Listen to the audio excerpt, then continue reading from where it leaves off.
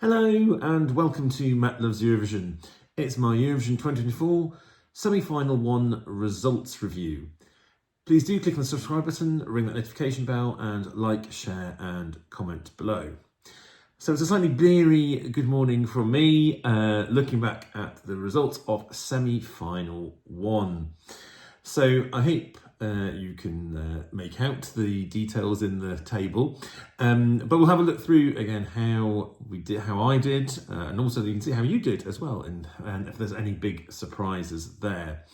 So overall, I got 8 out of 10 in terms of the qualifying. I'll go through it and talk about where I didn't get it right and why. And that first begins with Cyprus, because I had not put Cyprus through in mine. That was, although it was a very close call between it and Serbia. And the reason why I put Serbia in and Cyprus out, because I felt I had to make a choice between the two of them. Was looking at, I just didn't think all 4 of the first songs would go through. In the end, we were all kind of proved wrong, and the first 5 songs qualified. Because actually I have to say, because following the jury show last night, which is after I recorded, or during when I was recording, it became clear that Cyprus was looking pretty good, and so I thought, well, maybe I made a mistake and perhaps I should put Serbia out. In the end, I was right to keep Serbia. I was right to have Serbia there, but yes, I did feel that, having watching the show, I did think Cyprus would, and Poland was the one in the first half that didn't go through, and I had put Poland through. Now, I didn't think that you could get all 7 qualifiers from the first half, and that was correct. But what I didn't put was Poland as being the non-qualifier. However, again, in retrospect, when you watch the show through, I think it does. Poland did. I mean, I still like the song, but I think it sort of stood out in the sense that, it didn't stand out. It was, when you look at the songs around it, you had that amazing sequence of Lithuania, Ireland, and then you had the UK performing, and then Ukraine, and then following Poland, you then had Croatia. I just think it was just incredibly squeezed, and it wasn't necessarily the strongest vocal performance. I did think maybe the Polish diaspora would come through, but maybe that was just not enough. So there's other ones. Cyprus, as I say, we've talked about. Serbia, very pleased that they got through. Shows you can get a ballad through from place 2. But Serbia's only ever come, the lowest it's come is 11th in a semi-final. Lithuania, knew that was going to go through safely.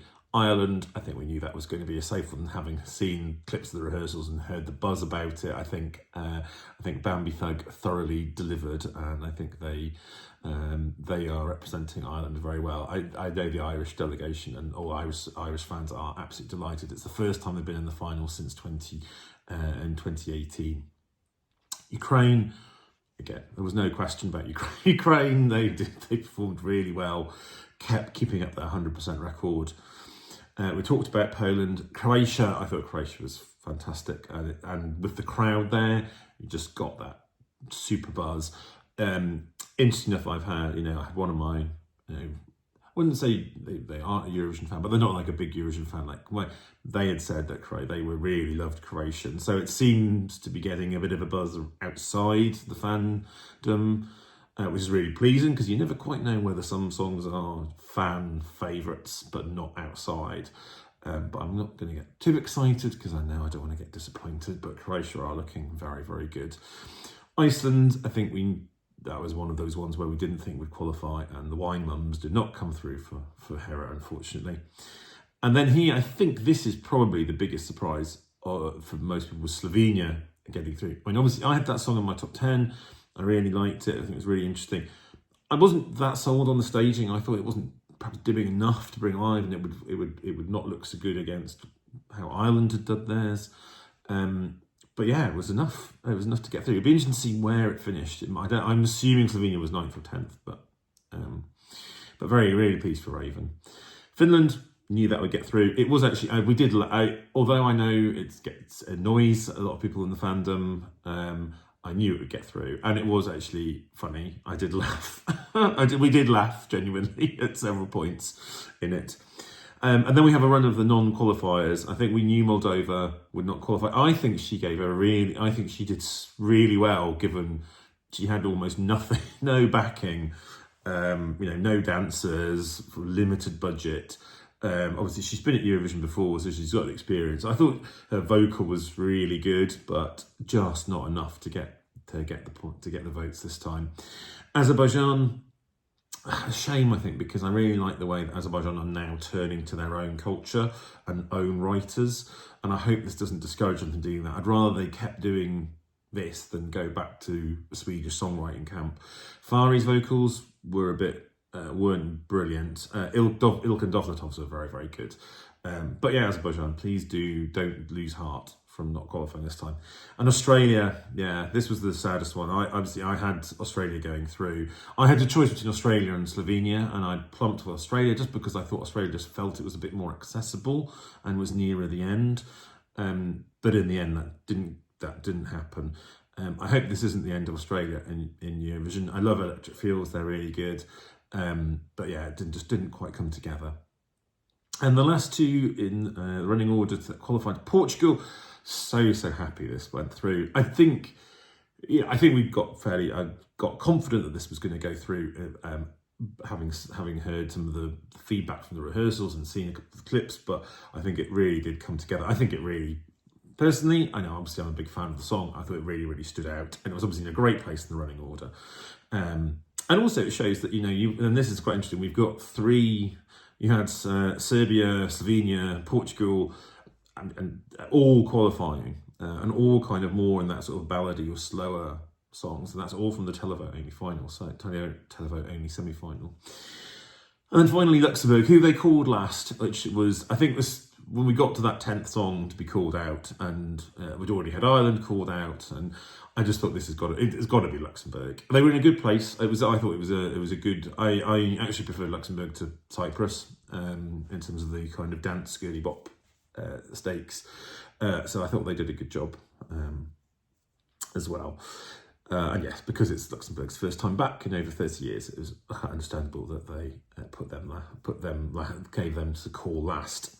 Now, interestingly, we had a few friends round. There was 7 of us at mine. Had another set of friends down in London. There was 6 of them there, and we had a few kind of friends sort of either watching on their own, and we did our own voting. My husband did a form so that we could do that properly, and so our results a little different from the qualifiers, not massively different in some ways, but a little bit different. So we had Croatia as the clear winner, and I think if you calculate it, because we had 19 people submit their votes for it, that means Croatia got 65% of the votes that they could have, of the total votes that they could have done. So that's quite a significant total.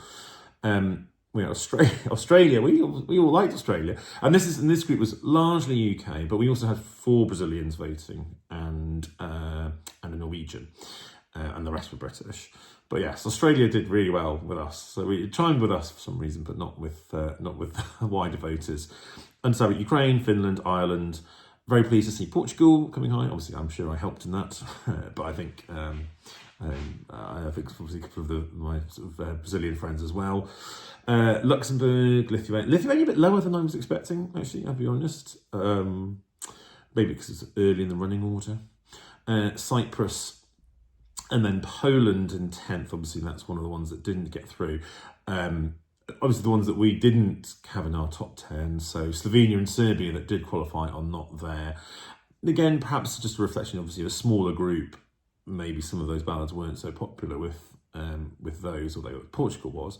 And Poland was a bit more upbeat and had some curious staging. And also we haven't got Azerbaijan, Moldova or Iceland there, so that was an agreement with the rest of Europe as well on that. So yeah, a couple of surprises there. I'm largely really pleased with the countries that got through, and obviously my favourite, I think of my favourites, they all got through. Sad to see Australia go, but as I say, I'm happy that in some ways if Slovenia got through, that's a sort of a recompense for that. I will be doing another video recording later on today. I'm going to just have a little check to see how the rehearsals go for semi-final 2 before I kind of do a recording. But I'll do the recording probably during the jury show. So it may mean that I get caught out again by missing out what sometimes will be a good performance. Obviously, there are 16 songs tonight, or 16 songs tomorrow, sorry. So there'll be one more non-qualifier this time. But yes, we'll be back soon then. And do let me know what you thought as well. Did you lose any of your favourites, or did you have any big surprises? Do let me know, and we'll see you soon. Take care.